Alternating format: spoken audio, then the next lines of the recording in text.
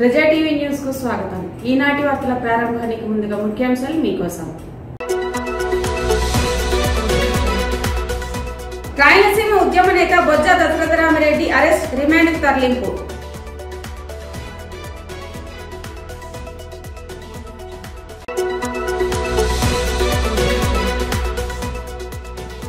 Congress party Nandyal parliament media సమావేశం. రాబోయే రోజుల్లో కాంగ్రెస్ పార్టీదే హవా అన్న ఇన్ఛార్జ్ లక్ష్మీనారాయణ.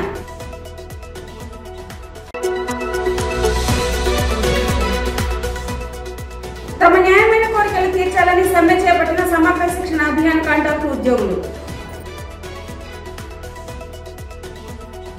రాయలసీమ సాగునీటి సాధనా సమితి అధ్యక్షుడు బొజ్జ దశరథరామిరెడ్డిని మంగళవారం పోలీసులు అరెస్టు చేసి ఆత్మకూరు కోర్టులో హాజరుపరిచారు. Atmakur judicial first class magistrate Bojja దశరథరామిరెడ్డికి 10 రోజుల జ్యుడిషియల్ రిమాండ్కు ఆదేశించారు.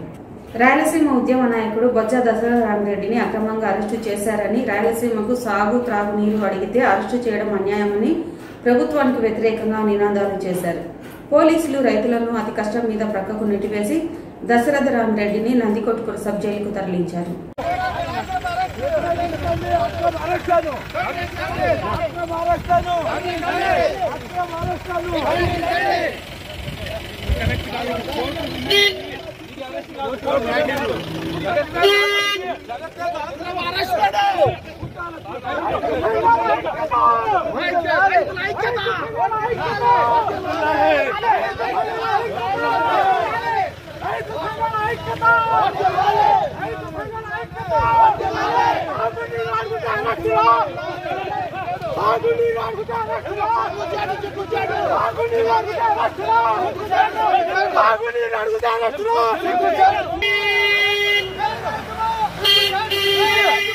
సిద్ధేశ్వరం అలుగు ప్రజా శంకుస్థాపన మే 31, 2016లో జరిగిన విషయం మీ అందరికీ తెలిసిందే. అది ఎందుకు జరిగింది అనేది కూడా మరొక్కసారి మనం గుర్తు చేసుకోవాల్సిన అవసరం ఉంది.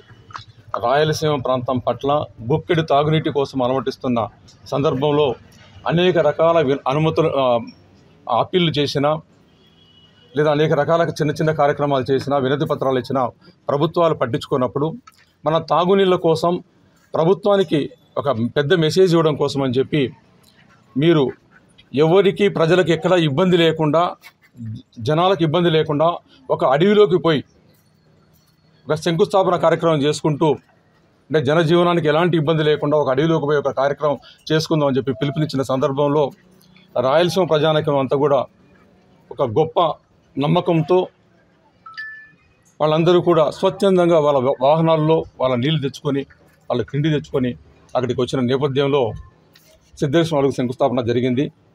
అయితే ప్రభుత్వాలకు ఇంతమంది జనం, ఒక చైతన్య రహితమైన రాయలసీమలో ఇంతమంది జనం రావడం ఒక ఇబ్బందికరమైన పరిస్థితి, అంటే ఒక నిర్లక్ష్యం చేసిన ప్రాంతం అని చెప్పి దాన్ని అనగదొక్కడానికి ప్రజల ఆస్తులను కూడా ధ్వంసం చేసిన అధికారులు రోడ్లను ధ్వంసం చేస్తే మీరంతా విట్నెస్ దానికి.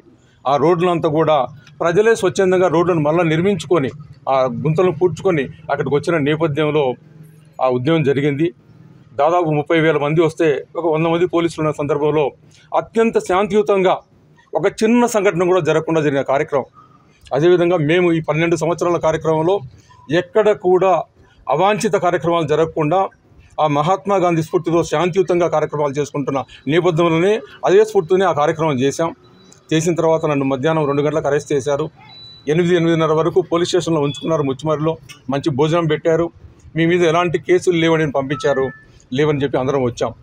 తర్వాత 9 నెలలకు 10 నెలలకు మనకేం లేదు, సడన్గా కోర్టులో కేసు ఉందని చెప్పి ఎవరో న్యాయవాదులు చెప్పారు, మీ పేరు వినిపిస్తుందన్న కోర్టులోని.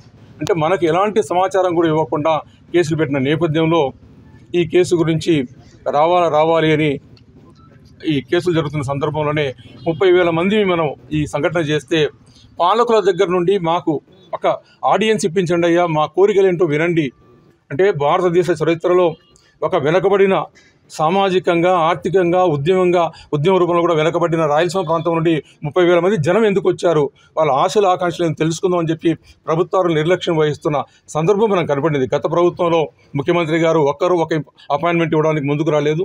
ఈ ముఖ్యమంత్రి గారికి కూడా అనేక విజ్ఞాపనలు చేసిన ముందుకు రాని సందర్భంలో మనకు కార్యక్రమాలు చేయకపోగా, నీళ్ళు ఇవ్వకపోగా ఈరోజు ప్రభుత్వాలు మనకున్న నీటి హక్కును కూడా ఒక చీకటి చట్టాన్ని అక్టోబర్ 4వ తారీఖున కేంద్ర ప్రభుత్వం తీసుకొస్తే దాని గురించి ప్రశ్నించకుండా మన హక్కులను కూడా తెలంగాణకు దారాదత్తం చేస్తున్న పరిస్థితులు క్రియేట్ అయ్యాయి. ఈరోజు దీని గురించి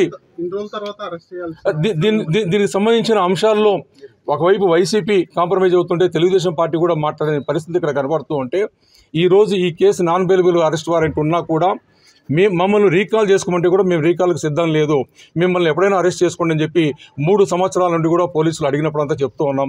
వాళ్ళు అరెస్టుకు సిద్ధంగా లేరు, ప్రభుత్వాలు మాతో చర్చ చేయడానికి సిద్ధం లేదు. రాయలసీమ అంశాలను పట్టించుకునే నేపథ్యంలో ఈరోజు 30,000 మంది రైతాంగం ఒక నమ్మకంతో, ఆశతో, ఆకాంక్షతో ఇక్కడికి వచ్చారు.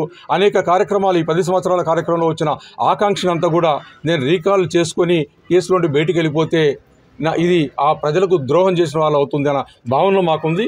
కాబట్టి ఈరోజు మీరైతే నాన్ బెయిలబుల్ అరెస్ట్ వారెంట్ ఉందో ఎగ్జిక్యూట్ చేసుకొని జైల్లో పెట్టినప్పుడైనా సరే ప్రభుత్వాలు ఈ రాయలసీమ ప్రజలకు ఆశలు, ఆకాంక్షలు ఏంటిని తెలుసుకోవడానికి చేస్తారని ఒక చిరు ప్రయత్నంగా జైల్లో కూర్చోడానికి కూడా సిద్ధమైపోయి పోతున్నాం. వాలంటీర్గా ఈరోజు మేము రీకాల్కు మేము అడగడం లేదు, అరెస్ట్ చేయండి, మమ్మల్ని మీ ఎన్బిడబ్ల్యూను ఎగ్జిక్యూట్ చేయండి అని చెప్పే విధానంతో మేము పోతున్నాం. ఇక్కడికి వాళ్ళు అరెస్ట్ చేసిన మనం బతికేది ఇంకా కొద్ది రోజులు, ఎన్ని రోజులైనా సరే ఈ ప్రాంతం క్షేమంగా ఉండాలి, ఈ ప్రాంతంలో నీళ్లు రావాలి, ఈ ప్రాంతం యొక్క ఆశలు, ఆకాంక్షలను పట్టించుకునే ప్రభుత్వాలు రావాలి, మిగిలిన రాజకీయ పార్టీలు రావాలి.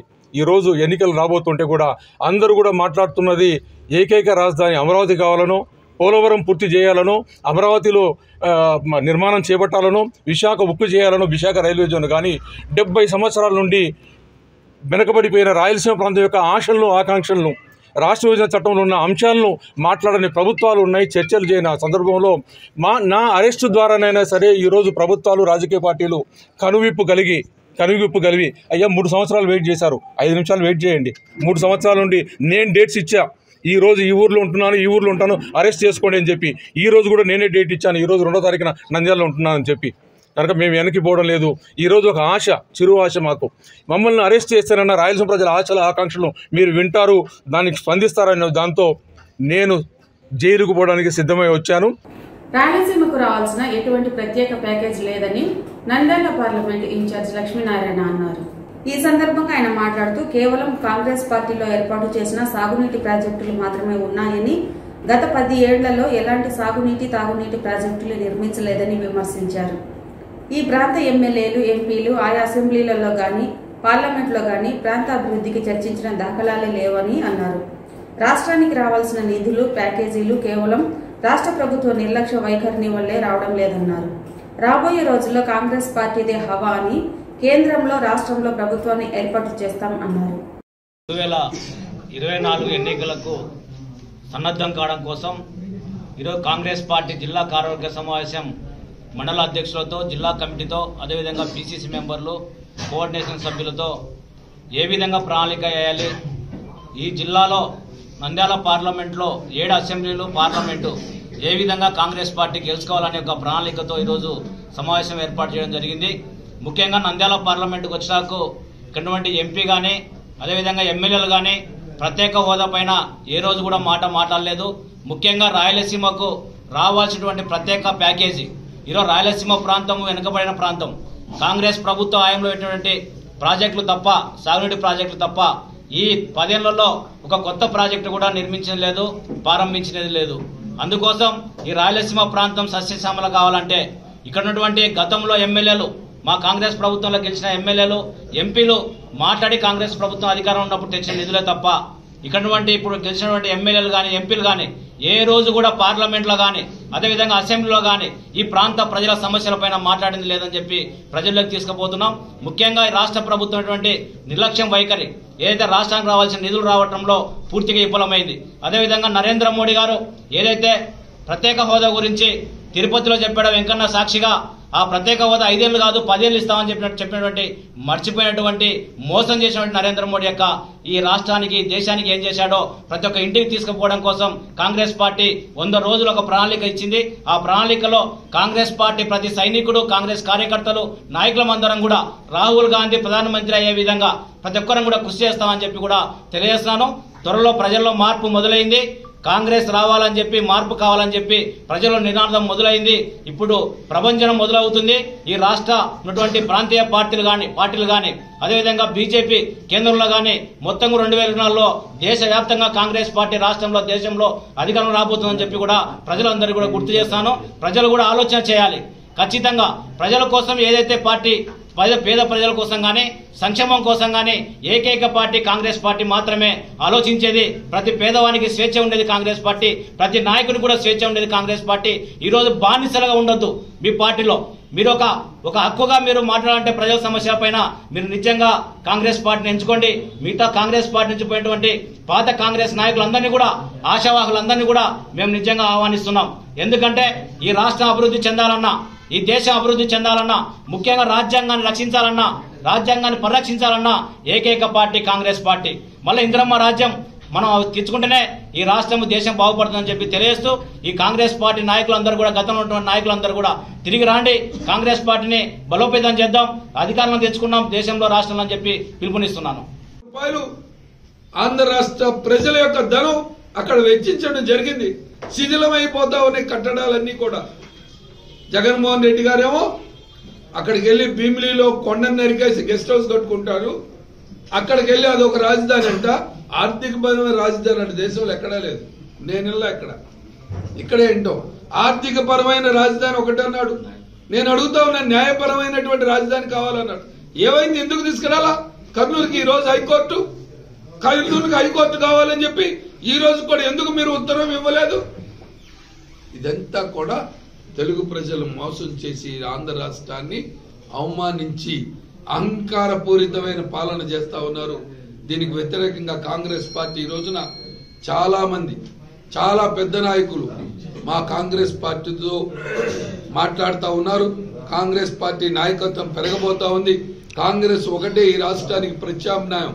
కాంగ్రెస్ పార్టీ ఉంటేనే ఈ రాష్ట్రానికి, దేశానికి మంచి జరుగుతుందనేటటువంటి నమ్మకం ప్రతి మనిషిలో కలిగింది. ఇందిరాగాంధీ గారి పాలన, రాజశేఖర రెడ్డి గారు మరణించే వరకు కూడా ఈ రాష్ట్రానికి ఇందిరమ్మ పాలన కావాలి. దేశానికి లౌకికవాదంతో కూడినటువంటి దేశం కావాలి అంటే రాహుల్ గాంధీ ప్రధానమంత్రి కావాలన్నాడు తప్ప జగన్మోహన్ రెడ్డి ముఖ్యమంత్రిని చేయమనో, జగన్మోహన్ రెడ్డిని బట్టలను నొక్కమనో, లేకపోతే వాడుకున్నాళ్ళు షర్మిలమ్మ గారిని, బాగా పనిచేసుకున్నంత కాలం విజయమ్మ గారిని గౌరవ అధ్యక్షురాలుగానో పెట్టుకొని వాళ్ళను ఒక్క దూటిన తోసేసేటటువంటి, అవమానించేటటువంటి పరిస్థితి చెప్పని ఏ రోజు కూడా రాజశేఖర రెడ్డి గారు చెప్పలేదు. రాజశేఖర రెడ్డి గారి ఆత్మ క్షోభిస్తా ఉంది. తప్పకుండా రాజశేఖర రెడ్డి గారి ఆత్మక్షోభ ఇవాళ జగన్మోహన్ రెడ్డి గారు ఇవాళ ముఖ్యమంత్రిగా ఉండొచ్చు, భవిష్యత్తులో దాని యొక్క ఫలితాలు జగన్మోహన్ రెడ్డి గారు అనుభవించేటటువంటి పరిస్థితి రాబోతా ఉంది. రాజకీయాల్లో ఎవరైనా అప్ అండ్ డౌన్స్ ఉంటాయి, కానీ ఆత్మక్షోభించే విధంగా ఉండకూడదు. రాజశేఖర రెడ్డి గారి బొమ్మ, పెద్ద బొమ్మ వేశారు 2014 నుంచి. ఇవాళ రాజశేఖర రెడ్డి గారి బొమ్మ ఎక్కడా కనపట్ల. జగన్ బొమ్మ, జగన్ తోపుడు, జగన్ బండి, జగన్ నెట్టుడు, ఇది తప్ప రాజశేఖర రెడ్డి గారిని పక్క దోసేశారు. రాజశేఖర రెడ్డి గారి కుమార్తెను పక్క దోసేశారు. రాజశేఖర రెడ్డి గారి సతీమణ్ణి పక్క తొక్కేసేశారు. ఇవాళ రాజశేఖర రెడ్డి గారి పేరుని మర్చిపోయే విధంగా చేయాలనేటటువంటి కుట్ర జరుగుతూ ఉంది. దీన్ని కాంగ్రెస్ పార్టీ చూస్తూ సహించదు. తప్పకుండా ఈ రాష్ట్రంలో కాంగ్రెస్ ఒకటే ప్రత్యామ్నాయం, కాంగ్రెస్ ఒకటే ఈ రాష్ట్రానికి సంక్షేమం, ఈ రాష్ట్రానికి గౌరవం పెరగాలి అంటే అది కాంగ్రెస్ తోనే సాధ్యమైందని చెప్పి ఇవాళ నంద్యాల జిల్లా కాంగ్రెస్ కి మేమందరం కూడా కూర్చుని నిర్ణయించుకొని భవిష్యత్తు కార్యాచరణ ఏర్పాటు చేసుకుపోయేటటువంటి ప్రయత్నం చేస్తామని మీ ద్వారా ఈ జిల్లా, రాష్ట్ర ప్రజలకి తెలియజేస్తా ఉన్నాం. తమ న్యాయమైన కోరికలు తీర్చాలని సమగ్ర శిక్షణ అభియాన్ కాంట్రాక్ట్ ఉద్యోగులు డిమాండ్ చేశారు. నంద్యాలలో కేజీబీవీ మరియు సమగ్ర శిక్షణ అభియాన్ కాంట్రాక్ట్ ఉద్యోగుల నిర్వాధక సమ్మె నిర్వహిస్తున్నారు. ఈ రోజు మెడకు ఉరితాళ్లు వేసుకుని ఉద్యోగులు సమ్మెకు కొనసాగించారు.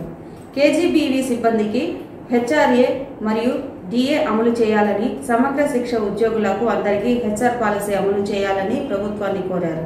వేతనంతో కూడిన మెడికల్ లీవ్లు మంజూరు చేయాలని, హెల్త్ స్కీమ్ అమలు చేయాలన్నారు. మరణించిన ఉద్యోగుల కుటుంబాన్ని ఆదుకొని ప్రభుత్వం కారుణ్య నియామకాలను చేపట్టాలని ప్రభుత్వాన్ని డిమాండ్ చేశారు. జగన్ మా డిమాండ్లను పరిశీలించి మాకు న్యాయం చేయాలని కోరారు. మేము సమగ్ర శిక్ష అభియాన్ ఉద్యోగులము, అవుట్సోర్సింగ్ కాంట్రాక్ట్ ఉద్యోగులము. ఈరోజు మేము 14వ రోజు నిరసన తెలియజేస్తూ ఉన్నాము. మా పరిస్థితి, మేము ఎంతో ఓపికగా జగనన్న వచ్చాక మా బతుకులు మారుతాయి, మా బతుకులలో కూడా వెలుగు వస్తుంది అని ఆశించాము. కానీ మా బ్రతుకు ఎలా ఉందంటే బ్రతకలేక చావలేని స్థితి ఉంది. చావలేము బ్రతకలేము అన్నట్లు 4 నెలలకు ఒకసారి జీతాలు, పరిస్థితుల్లో అప్పుల పాలైనా కూడా ఓపికగా ఇదే ఉద్యోగాన్ని నమ్ముకొని మేము ఉన్నాము. ఏదో ఒక రోజుకి కాంట్రాక్ట్ ఉద్యోగులందరినీ పర్మనెంట్ చేస్తాను అని జగన్ గారు ఇచ్చిన వాగ్దానాలకి నమ్మి మేము జీతాలు రాకపోయినా, సరైన నెల జీతాలు రాకపోయినా, ఎంత రెగ్యులర్ వాళ్ళకన్నా ఎక్కువగా శ్రమ పడుతున్న night duties, day duties, holiday duties, ఈ విధంగా విద్యా వ్యవస్థలో ఎక్కువగా కేజీబీవీ వాళ్ళు అధికంగా పనిచేస్తున్నారు. అయినప్పటికీ మమ్మల్ని గుర్తించకుండా మమ్మల్ని ఈ స్థితికి తెచ్చారు జగనన్న గారు. మేము ఈరోజు చావాలా బ్రతకాలా అని ప్రశ్నిస్తున్నాము. రోజుగా మేము నిరాహార దీక్షలు 14 రోజులుగా మేము సమ్మె చేస్తున్నాము. ప్రభుత్వం స్పందించడం లేదు. మాకు ఇంతకంటే వేరే మార్గం లేదు. అన్నా జగనన్న, అక్క చెల్లెలు అన్నావు, మా కుటుంబాలు ఉన్నాయి, మా పిల్లలు ఉన్నారు, మా అందరి రక్షణ మీ బాధ్యత అన్నావు. ఓట్లు వేయకముందు ఎన్నో మాటలు చెప్పావు. ఈ రోజు మమ్మల్ని నట్టేట్లో ముంచావు. మాకు న్యాయం చేయాలని నీకు అనిపించడం లేదా? వొకేషనల్ ఉద్యోగుల్ని విద్యాశాఖలో విలీనం చేయాలని, అంటే FTS, హెచ్ఆర్ పాలసీ ఇవ్వాలని చెప్పి న్యాయమైన డిమాండ్లు కోరుతా ఉన్నారు. ఈ డిమాండ్లు కూడా గత ప్రతిపక్ష నాయకుడు ఉన్నటువంటి జగన్మోహన్ రెడ్డి గారు ఇచ్చినటువంటి వాగ్దానాలే కాబట్టి వాటిని తక్షణం అమలు చేయాలని చెప్పేసి మేము డిమాండ్ చేస్తా ఉన్నాం. ఈ డిమాండ్ పరిష్కారం అయ్యేదాకా సమ్మె కొనసాగుతుందని చెప్పి తెలియజేస్తాం. వార్తలు ముగించే ముందు ముఖ్యాంశాలు మరోసారి. రాయలసీమ ఉద్యమ నేత బొజ్జ దశరథరామిరెడ్డి అరెస్ట్, రిమాండ్కు తరలింపు.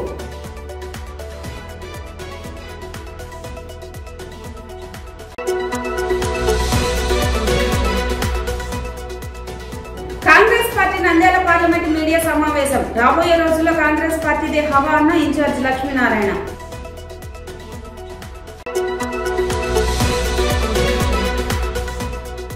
తమ న్యాయమైన కోరికలు తీర్చాలని సమ్మె చేపట్టిన సమగ్ర శిక్షణ అభియాన్ కాంట్రాక్ట్ ఉద్యోగులు. ఈ వార్తలు ఇంతటితో సమాప్తం. మరిన్ని అప్డేట్స్ కోసం చూస్తూనే ఉండండి ప్రజా టీవీ. ప్రశ్నించే హక్కు మీది, చూపించే సత్తా మాది. వైసీ జువర్స్.